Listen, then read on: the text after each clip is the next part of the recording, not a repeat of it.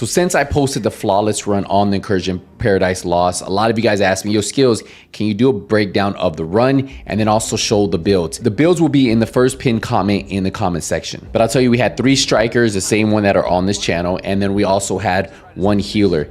Now everybody did have 3 protection from elites mods, and we were running 2 blues.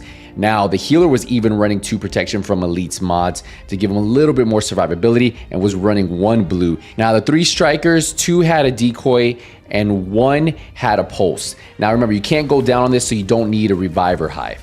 Now what you want to do is come from the right and then work your way back to the left. You'll get a few mortars that come in. The healer should be healing everybody and you should be fine. You shouldn't have to do any damage here. You might take out a couple enemies if you want, but the healer should be dropping it.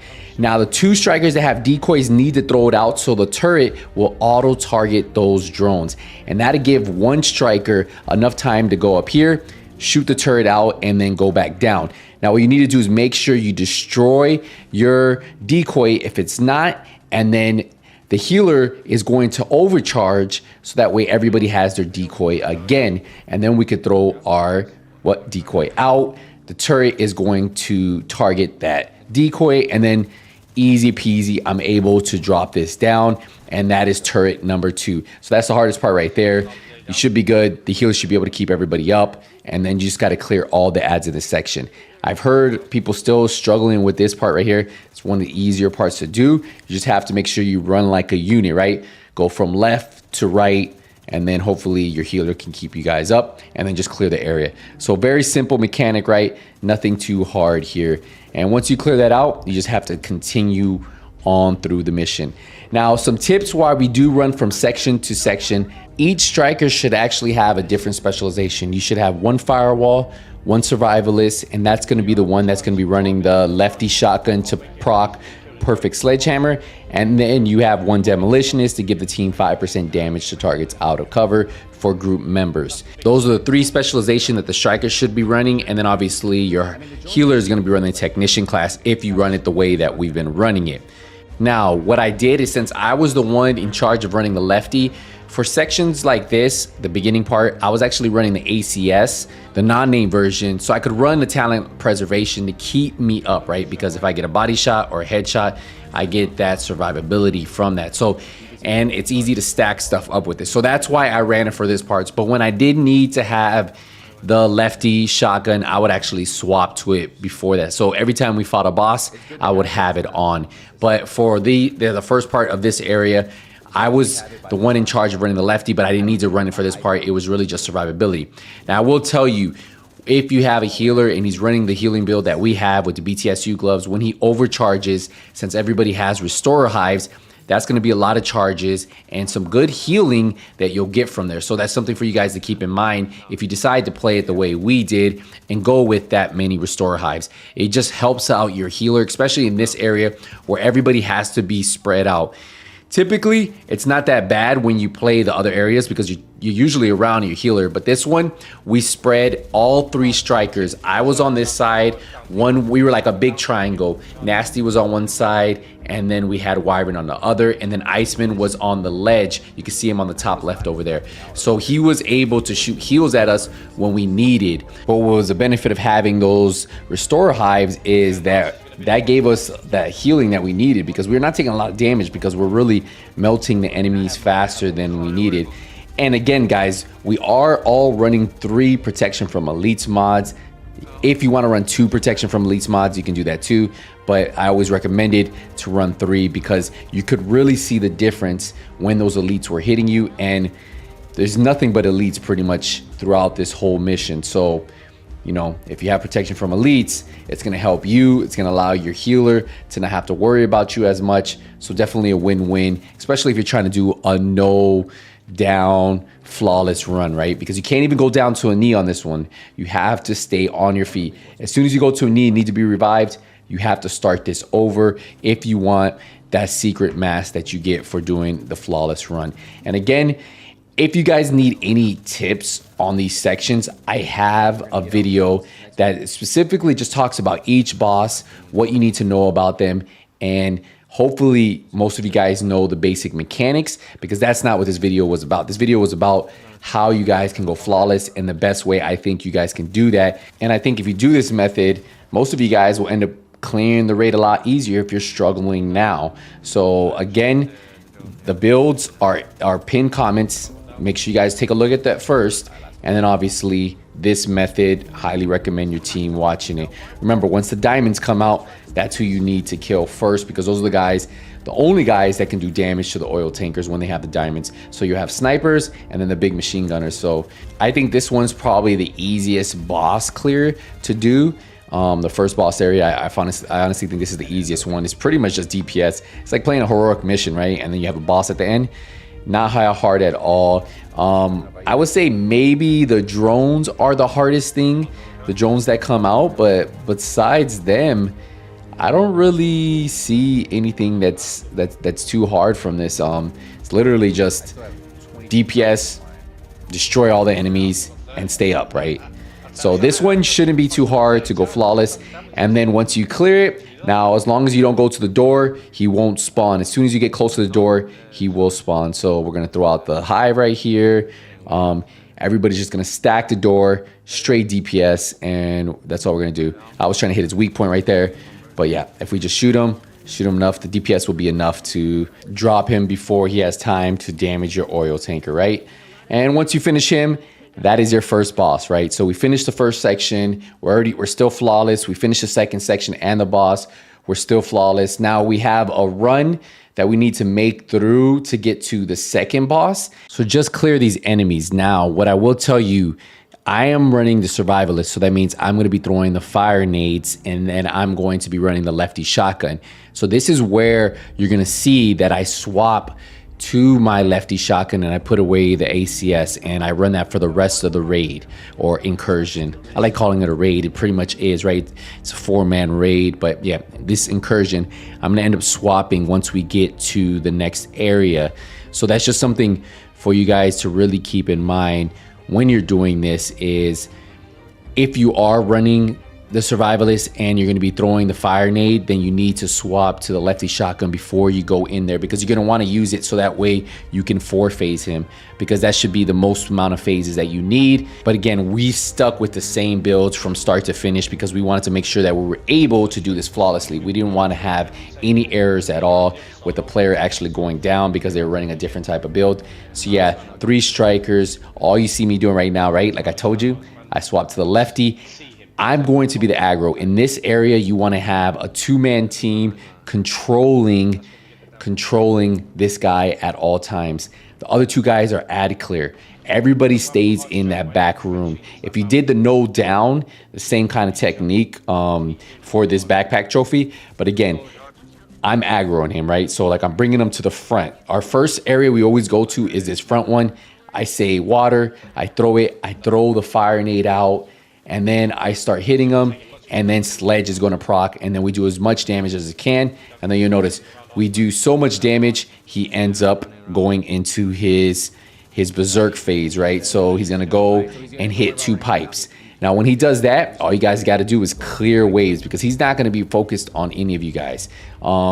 This phase right here where he blows up and causes a little bit of damage on everybody, just if you guys have heals, you'll be fine.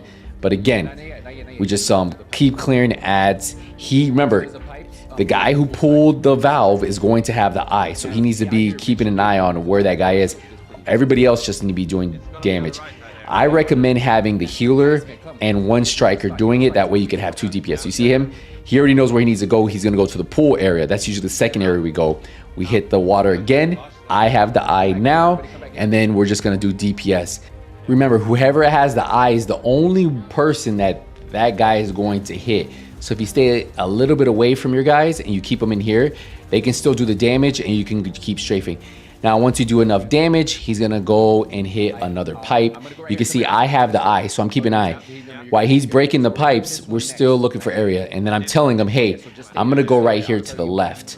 So we're gonna go, you remember middle, we went to the pool side where the bar is, and then we're gonna be going over to the other side. This is where I almost messed up because he hit me and my healer saved me. I would've went down. He dropped a heal right on me. If I didn't have that 2 blues and protection from elites, I would've went straight to the floor. But he healed me at the right time. I called it. He ends up he pulls the water. There he goes. Now he has the aggro, right? So now we're just doing damage, damage, damage, damage, damage. And then obviously, you know, he's going to go into berserk mode and it's going to be immune. So this is where he's going to go break 2 more pipes. So again, he does that huge overcharge where like it just like does damage to everybody. Just stay next to each other. And then after this, he breaks the 2 pipe. You should be clearing areas now. Now, what I will tell you, you're going to get the big, heavy gunners are going to come out of this next wave. So you have to be very careful. So what I did is, since I felt more comfortable controlling, I hit one of the waters in the front because we weren't using that area because it has, you see the purple. So I could be in control of the eye, right? That kind of allows my healer more time to just heal the team, right? So I'm going to this area right here. We actually mess up. So this should have been our final phase. Our guy doesn't hit the water. He ends up taking the eye back, right? So the healer has the eye now. And now he's actually gonna go over to the pool side, right? So I'm gonna tell him to go to the pool side, and then we are going to finish him off here. And this should be the final wave. But you guys see how having 2 guys constantly control it so much easier, and then having DPS control the ads, it allows the 2 guys who are running to do what they need to do. And if you have one of the healers as one of the runners, it allows you to really focus on damage when it's a damage phase, right? So just a little tip for you guys. But again, what I will tell you is, you see the big gunner to my left, be very careful because that guy could cause some issues. So we had 2 close calls on this, and that might happen in flawless runs, right? Because you might not die all the way, but you're gonna go down, and then that's the end of your flawless run. And then we just have to clear the ads if there are any ads. You grab the loot, and then we're going to the final phase. Now, this final phase is where we're gonna swap out the skills, and we're gonna drop 1 blue for a red. So everybody's gonna go to 1 blue. You're gonna see I'm gonna switch it. Not only that, the demolition is gonna say with the pulse restore. I'm gonna be running the restore and the repair trap. And then the other guy's either gonna be running restore and the firewall shield, or he could be running a repair trap. I personally love the repair trap because it cleanses you, right? When we're on fire from the big guy, it will cleanse that fire and give us a few seconds to just continue to put out damage. And if you could place it right, you'll see in a second, it can work very good. So just something for you guys to keep in mind. Now, to prep you guys for the next battle, I'll tell you, the sledgehammer is very key. It's going to allow you to burst down these bosses. Having the extra red for the blue is gonna allow you to put out more damage.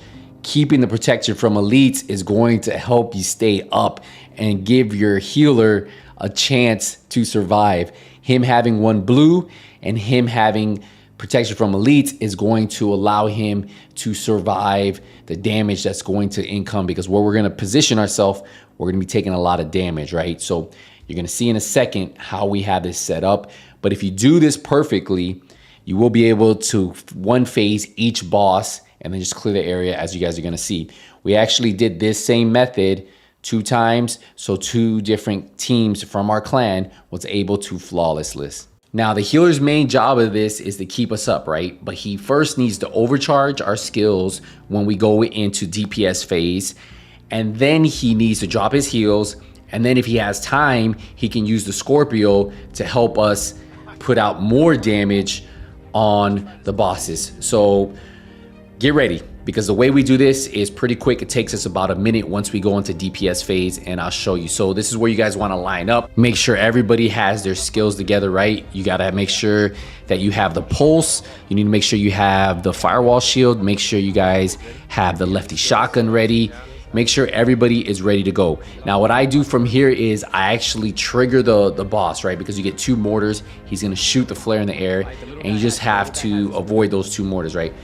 Now, once you avoid the 2 mortars, you want to find out who has the drone, right? The big guy typically doesn't have the drone first, from what I've noticed, and you just want to damage him. Damage, damage, damage, damage, damage, damage. As soon as you see that little fixer symbol pop up on his head, right? You see it right now? He's calling the drone over.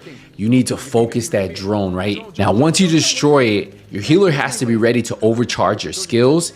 As the lefty shotgunner, you have to throw your fire nade out. You need to throw out your paratraps. You need to throw down your restore hive and then put damage on Johnson. Johnson, who's you want to go for. You can also do Martinez if you want. It doesn't really matter, but Johnson, just damage, damage, damage, damage. If you're doing enough damage, he's going to drop a healing hive. Destroy that hive instantly, and then just keep damaging him. Now, once you finish Johnson, the person using Perfect Sledgehammer needs to switch to the lefty, throw out a Fire Nade, proc Perfect Sledgehammer, and then you're going to see the amount of damage you're able to do. So something for you guys to keep in mind. Now, once you burn him down, you don't have to do anything else but clear out ads, right? So, I mean, it's pretty simple after that. Clear the ads out and you will have done it flawless. Do not go down to these ads at the very end, guys. You literally just have a few ads you need to clear once the bosses are done, and you're done. And you'll get the notification, the right mask. Now, I'll tell you guys, my guys love being in the dark zone. They don't even like PvEing, and we were able to do this. I think it was 15 minutes. I'll show you the time in a second. But if a bunch of PvPers can do this and have a decent time, I think you guys can too. Hopefully this video gave you the strategy you need to complete it. The builds, they'll be down below in the description. We use the same builds with those small changes that I talked about with the lefty, which each person running a different specialization. Those tips along with this strategy should get you through this raid flawless. Hopefully this helps. I'll see you guys in the next one. Nothing but skills out. Take it easy, everybody.